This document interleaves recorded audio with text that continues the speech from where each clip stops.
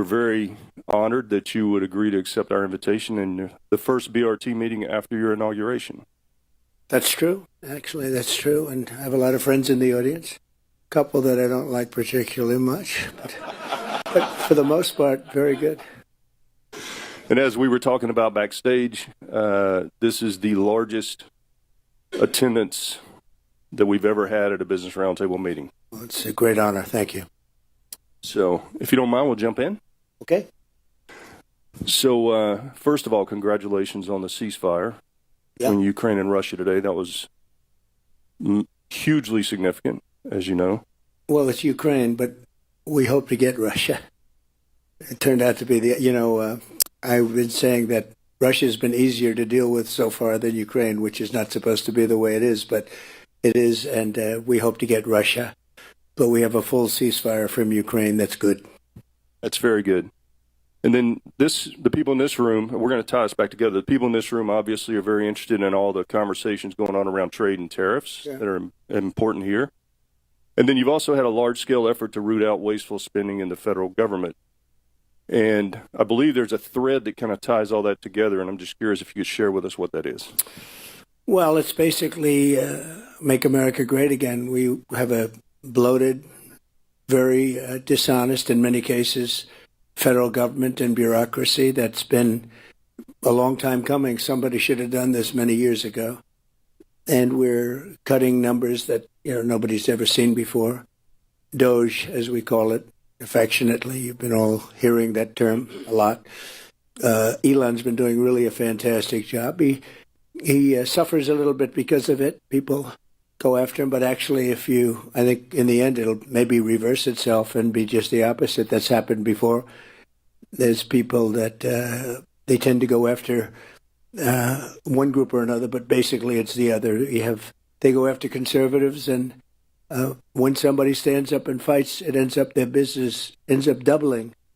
You can see that. Just a little example, Goya Foods, he was just a wonderful man, the owner and the family, and largely Hispanic foods. And they went after him because he supported me. And this was the end of the first term. And he fought back, and it ended up that he ended up tripling his business. And it's today a much bigger business than it was before. And there are many examples of that. And maybe it's going to be that way with Elon. And when I saw what was happening with this, the concerted effort by I think they're paid agitators. And when I saw what was happening, I said, I want to buy a Tesla. And we just went to the front. He had 4 beautiful cars there. And I bought one in front of the press. It's a very public purchase. And they're beautiful and do a great job. Very good competitors with Mary and everybody else. He's done a great job. And he shouldn't be sacrificed or have to suffer because he wants to help government. It's not that he's a Republican, which he's, not the strong. I mean, sometimes I'm not even sure what he is in terms of his philosophies. But he's a great guy. He's a patriot. He wants to see the country straightened out. And he's done a fantastic job with DOGE. We've found massive fraud, abuse, waste. And we had many, many jobs where there was nobody working but getting a check. We had contracts that expired years ago, but they were continuously being paid. Probably, I'll bet you it's $500 billion perhaps if you add it up so far. And we're trying to get to $1 trillion. That's a big number. And he did have an ability to do something that a lot of people didn't think of. He'd come in with bigger ideas. We'd say, we want you to cut down the size of your agency by 2%. And we thought that was good. He came in, he said 80%. I said, what the hell's going on? 80%. And largely, we had to do it carefully, and we had some little hiccups, not big hiccups. But we saved a tremendous amount of money for the future. This is going into the future. And in some cases, it would be 80, and in some cases, it would be 5% or 2% or 3%, depending on the agency. And you can almost, you're all great professionals, the top, and you can almost look at some of the agencies and see which ones had to be cut and which ones didn't. Also in terms of their importance and in terms of being current. So we saved a tremendous amount of money. And I think, I don't know if it's going to reach $1 trillion, but it's going to reach a lot. And it was an honor to have Michael there yesterday. You got to see a little bit of it. We had a conference. And a lot of investment coming into our country, much more than I've ever seen. Apple is investing $500 billion. IBM was with us yesterday, and they're investing a lot. Just companies all over. I could name them. You've read most of them, many of them.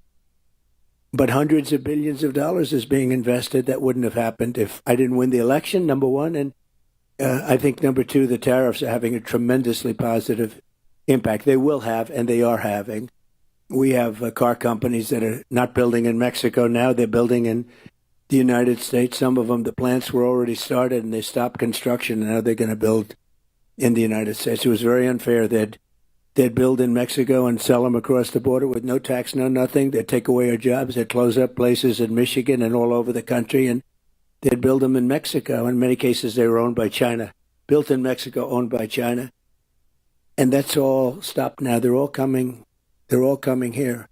Honda is building a massive plant in different places, Indiana, South Carolina, but also in Michigan, a lot in Michigan. A lot of activity is happening. They're looking all over the place for places, and that's because there is a good spirit, there's a renewed spirit, and also, very importantly, the tariffs they don't want to pay 25% or whatever it may be. It may go up higher, Look, the higher it goes, the more likely it is they're going to build. And ultimately, the biggest win is not the tariff. That's a big win. That's a lot of money.